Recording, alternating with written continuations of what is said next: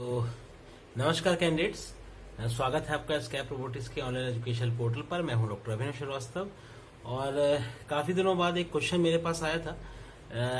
ये ओवरसीज से आया है। मिशिगन यूनिवर्सिटी में एक स्टूडेंट है, तो वहाँ से ये क्वेश्चन आया है और question basically differential drive robotics का है। डिफरेंशियल ड्राइव रोबोट्स जो होते हैं, इसके बारे में डिस्कशन शायद मैंने इससे पहले मोबाइल रोबोटिक्स में ओमनी डायरेक्शनल और डिफरेंशियल ड्राइव रोबोट्स के रिगार्डिंग मैंने बताया है थोड़ा बहुत। तो एक न्यूमेरिकल प्रॉब्लम आया था, तो मुझे लगा कि आपके साथ डिस्कस करना चाहिए न्यूमेरिकल प्रॉब्लम कि आखिर ये सॉल्व होगा कैसे।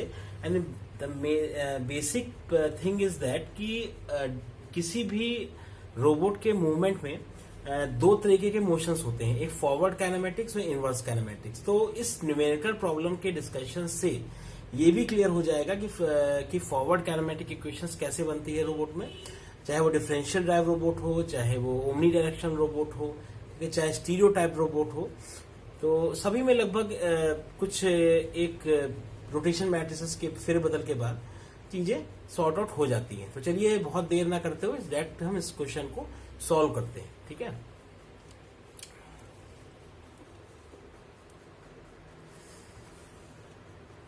चलिए,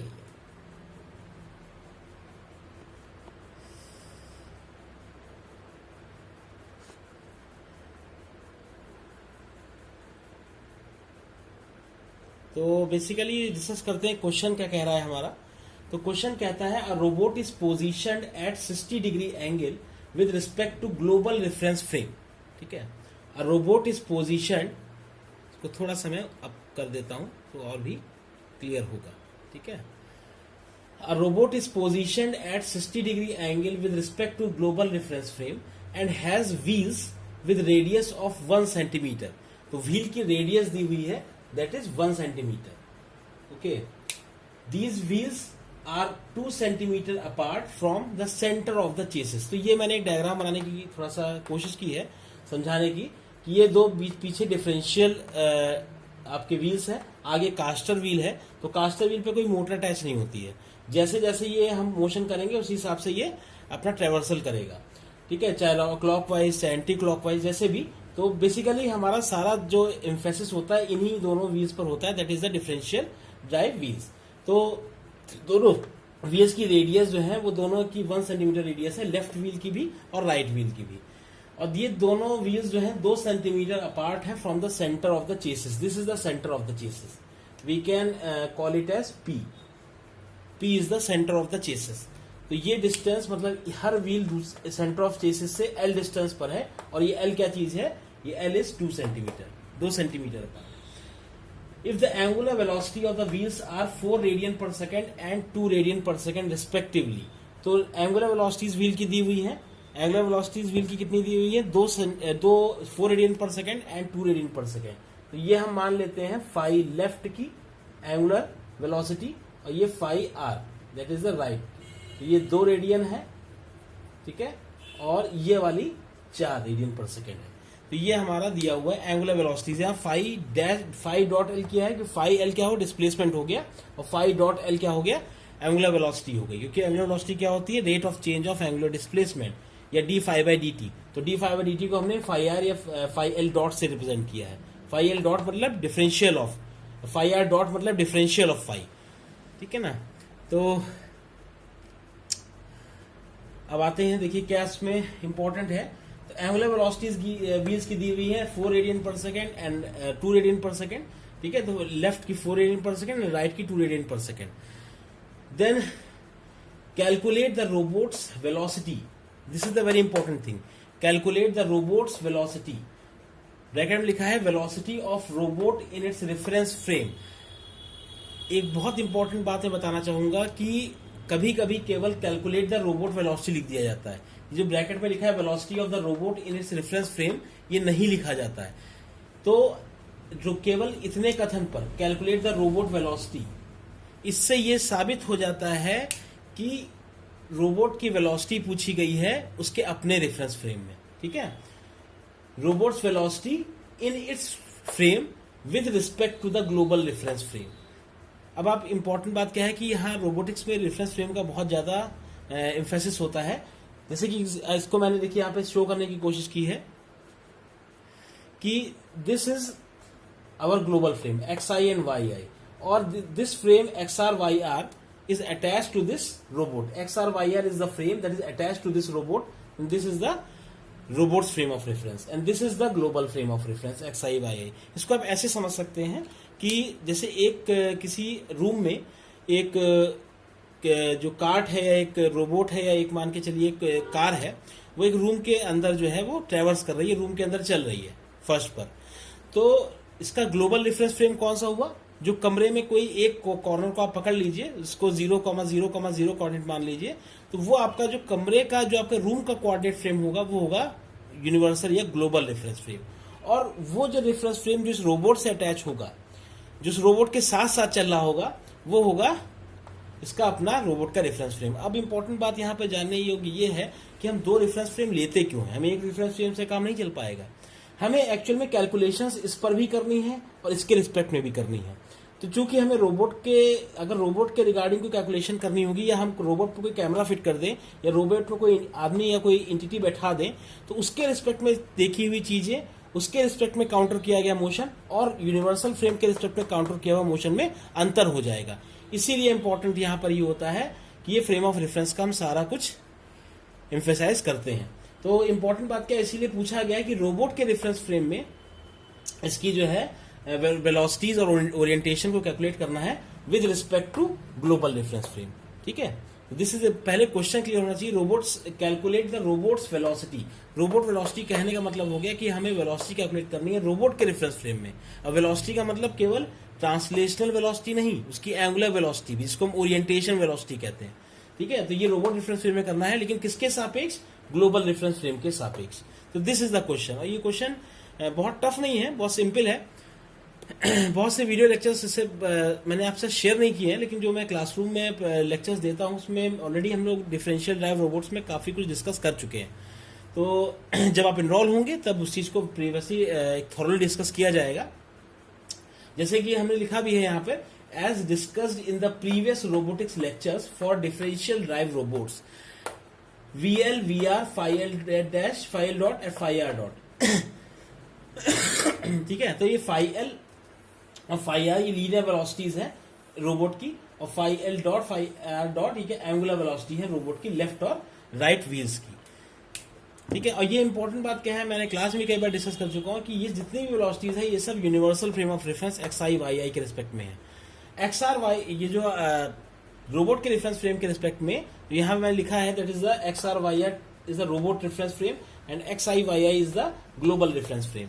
तो जो इससे पूछा गया है कि यही velocities VL, VR, phi-L, phi-R ये आपको रोबोट के रेफरेंस फ्रेम में आपको फाइंड आउट करनी है। ग्लोबल रेफरेंस फ्रेम में इनकी वेलोसिटीज और इनकी जो आपका एंगुलर वेलोसिटीज है वो दी हुई है। ठीक, दिस इज द थिंग। तो हम कुछ फॉर्मूलाज मैंने अपने लेक्चर्स में कवर किया है, उन फॉर्मूलाज के डायरेक्टली हम यूज कर लेते हैं यहाँ पर।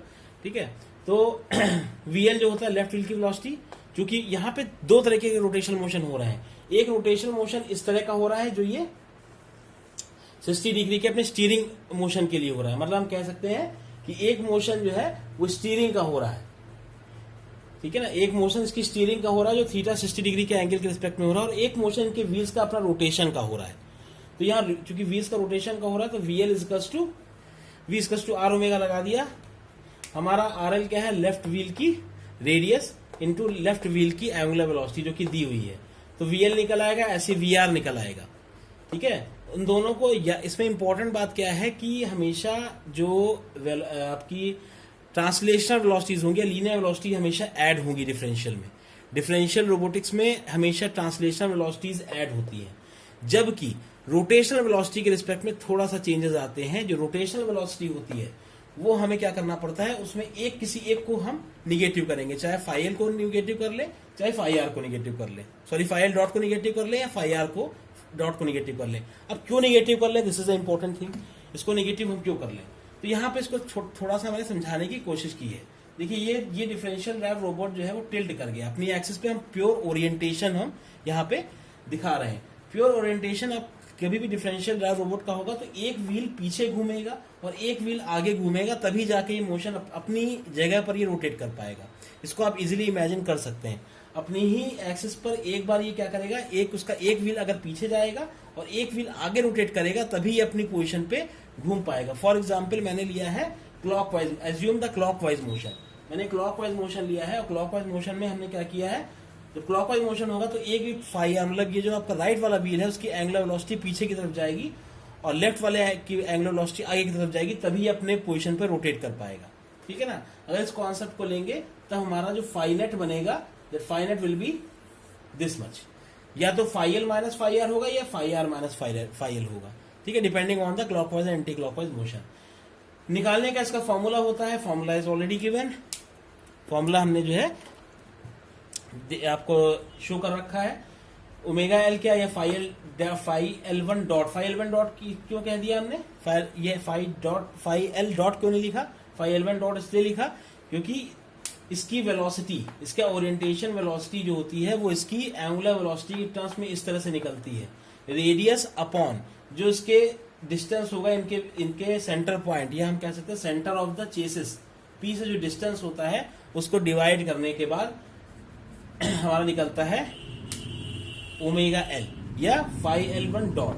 दैट इज द, जो इसको रोटेशन के लिए जो एंगुलर वेलोसिटी लेफ्ट और राइट व्हील की चाहिए वो कैसे निकलती है, हम उसकी व्हील की रेडियस को उस चेसिस के डिस्टेंस से डिवाइड करने के बाद जब मल्टीप्लाई करते हैं उसकी ओरिजिनल एंगुलर वेलोसिटी से, तब ये वेलोसिटी निकलती है, velocity of the steering, steering की वेलोसिटी, स्टीयरिंग के ड्यूरेशन में जो वेलोसिटी होगी इन व्हील्स की। This is the formula. इसी तरह राइट व्हील का भी यही फॉर्मूला लिखा हुआ है। ठीक है, फाई डैश आर वन, इसलिए मैंने आर वन कर दिया है, फाई सिंपल आर नहीं लिखा है, फाई आर वन लिखा है, फाई आर वन डॉट, क्योंकि स्टीयरिंग के हिसाब से उसकी वेलोसिटी फाई वन डॉट जो हो जाएगी वो डिस्टेंस आपका radius of this wheel, radius of the corresponding wheel upon distance from the chassis centre point into जो उसकी एंगुलर वेलोसिटी है उस व्हील की, उससे आपका क्या कंप्यूट हो जाएगा। उसके बाद फाइनेट निकाल लीजिए, चाहे वो minus omega L plus omega R से निकालेंगे, चाहे omega L minus omega R से निकाल लेंगे। तो बेसिकली हमारा इस पॉइंट ऑफ मोशन पे वी नेट निकल चुका है, फाइनेट निकल चुका है। अब बात करते हैं इसका यूज क्या, कैसे यूज आएगा इसका, what is the use of this. तो इसका यूज देखने के लिए हम बहुत सिंपल सा ही देख सकते हैं कि हम अपनी जो काइनेमेटिक इक्वेशंस हैं उस काइनेमेटिक इक्वेशन को हम जानते हैं। हमारी काइनेमेटिक इक्वेशन क्या होती है, एप्सिलॉन आर मतलब वेलोसिटी वेक्टर या distance vector is equals to rotation, जितना रोटेशन हुआ आर थीटा हमने उसकी मैट्रिक्स मानी है, आप देख सकते हैं यहाँ पे we have assumed the R theta matrix, ये थीटा 60 डिग्री से जो मैट्रिक्स बनी आर थीटा मैट्रिक्स। ठीक है, इसको हम थोड़ा सा इसको आपके सामने रखते हैं। ठीक है, तो ये हमारा आपकी दैट इज द हमारी फॉरवर्ड काइनेमेटिक इक्वेशन। और फॉरवर्ड काइनेमेटिक इक्वेशन में हमेशा जानते हैं हम क्या है कि फॉरवर्ड काइनेमेटिक इक्वेशन में हमेशा हम किसके रिस्पेक्ट में कैलकुलेशन करते हैं, हमेशा कैलकुलेशन करते हैं आपके ग्लोबल रेफरेंस फ्रेम के रिस्पेक्ट में, और मल्टीप्लाई उससे प्री मल्टीप्लाई क्या होता है वो R theta matrix is the rotation matrix with respect to X I. ठीक है, और ई आर क्या है, ई आर डॉट मतलब अगर ई आर होता तो ये आपका कौन सा वेक्टर होता है, this vector will be the position vector. E R dot लगा है तो ये वेलोसिटी वेक्टर हो जाएगा। तो सारी वेलोसिटी चाहे ओरिएंटेशन हो चाहे ट्रांसलेशन हो, ये आपका ओरिएंटेशन का है, एक्स आर वाई है, ट्रांसलेशन का है। ठीक है ना, इज इक्वल्स टू ये आपकी rotation matrix cos theta minus sine theta cos theta 0 0 0 0 1 लगा के रख दिया है। पर्सपेक्टिव प्रोजेक्शन और scaling factor, this is the scaling factor, this is the perspective projection, और एक्स आई वाई आई और theta dot, these are the position vector of in the global reference frame, X I dot and Y I dot. X I अगर Y I होता तो position vector होते, X I dot है Y I dot है तो वे velocity vector होंगे। किसके रेफरेंस फ्रेम में, ग्लोबल रेफरेंस फ्रेम में। ये position vector, velocity vector, orientation vector है किसके रिस्पेक्ट में, आपके रोबोट के या मूवेबल रेफरेंस फ्रेम के रिस्पेक्ट में। ठीक है, उसके बाद एक्स आई क्या होगा, what is x I dot वही आपका वी नेट जो हमने यहाँ कंप्यूट किया था, this is the V net. और वाई आई डॉट, यहाँ इंपॉर्टेंट चीज है, वाई आई डॉट 0 क्यों होगा, क्योंकि आप देखेंगे इस रोबोट के रेफरेंस फ्रेम में, तो इस रोबोट के रेफरेंस फ्रेम में क्या हुआ है, हमारा वाई आई डायरेक्शन में कोई मूवमेंट ही नहीं हुआ है, क्योंकि रोटेशन जो मानेंगे रोटेशन थर्ड एक्सिस के अराउंड मानेंगे। थर्ड एक्सिस कौन सी है, जेड एक्सिस। ठीक है, तो या तो एक्सआई के अलॉन्ग मोशन हुआ है या फिर जेड एक्सिस के अलॉन्ग ओरिएंटेशन हुआ है। तो वाई एक्सिस के अलॉन्ग कोई भी मोशन नहीं हुआ, इसीलिए वाई डॉट को हमने क्या माना है, जीरो माना है। ठीक है, no motion along Y axis. Orientation किसके रिस्पेक्ट में हुआ है, जेड एक्सिस के बाहर की, आपके थर्ड एक्सिस, जो एक्सिस आपकी परपेंडिकुलरली बाहर निकल के आ रही है। ठीक है, तो थीटा डॉट जो हो जाएगा फाई डॉट नेट हो जाएगा, जो कि फाई डॉट नेट कहां से आया है, this is the phi dot net. ठीक है, तो इन मैट्रिक्स को रख देंगे, थीटा की वैल्यू 60 डिग्री है, कॉस थीटा इन सबकी वैल्यूज आ जाएंगी। तो हम एक्सआर, अब ध्यान से देखेंगे तो X R dot, Y R dot और थीटा वन डॉट की values in robot reference frame हम के निकल के आ जाएगी। ठीक है, तो माइट बी पॉसिबल कि जो बहुत से बच्चे ऐसे हैं जिन्होंने रोबोटिक्स को अभी इतना सीरियसली नहीं लिया है, या उन्होंने रोबोटिक्स की प्रॉब्लम्स को इस तरह से, बहुत सी यूनिवर्सिटीज मैंने देखी हैं जहां पे रोबोटिक्स की प्रॉब्लम्स को, खास तौर से न्यूमेरिकल प्रॉब्लम्स को इनकाउंटर नहीं किया जाता है। ठीक है, तो बेसिकली मैं आपको फिर बता दूं कि रोबोटिक्स में न्यूमेरिकल प्रॉब्लम्स की वैरायटी बहुत ज़्यादा है। जो भी यूनिवर्सिटी अपने यहाँ रोबोट्स में सिर्फ थ्योरी पढ़ा के रोबोटिक्स का ज्ञान बांटने की का क्लेम करती है, तो this is the wrong way. इस तरह के प्रॉब्लम्स, इसी तरह अभी ये तो एक सिंगल प्रॉब्लम है रोबोटिक्स का, जो कि आपका डिफरेंशियल ड्राइव रोबोट का है। ऐसे ही ओमनी डायरेक्शन रोबोट्स के भी ऐसे ही आपके प्रॉब्लम्स हैं, और ऐसे ही इसके कई टाइप्स होते हैं व्हील्स के। जैसे यहाँ पे this is I have received that is the differential drive robot. ऐसे स्टीयरिंग टाइप रोबोट्स होते हैं, फिर स्टीयर रोबोट्स होते हैं, स्वीडिश व्हील रोबोट्स होते हैं, उनके रिस्पेक्ट में भी ऐसे ही प्रॉब्लम्स जो है वो बनेंगे। तो एक छोटा सा मैंने ओवरव्यू दिया है, और इसी के साथ मुझे लगता है कि इस वीडियो को एंड करने का समय आ गया है। और मुझे लगता है कि ये जो प्रॉब्लम्स हैं, इस तरह के प्रॉब्लम्स एक रोबोटिक्स इंजीनियर को देखने चाहिए और करने चाहिए, क्योंकि इससे उसकी फॉरवर्ड काइनेमेटिक इक्वेशंस और इनवर्स काइनेमेटिक इक्वेशंस की जो कॉन्सेप्ट्स हैं वो बहुत क्लियर होंगे। मैं फिर कह रहा हूं, फॉरवर्ड काइनेमेटिक इक्वेशंस में हम जितने भी अपने पैरामीटर्स निकालते हैं, चाहे वो ट्रांसलेशन के हो, चाहे वो ओरिएंटेशन के हो, वो with respect to global reference frame निकालते हैं। मतलब कि value of that translation, position, orientation in the robots या movable reference frame calculated with respect to the global reference frame. ठीक है, E R is to R theta into E I था, जिसमें E I क्या था, that is the position, orientation और velocity vector with respect to global reference frame.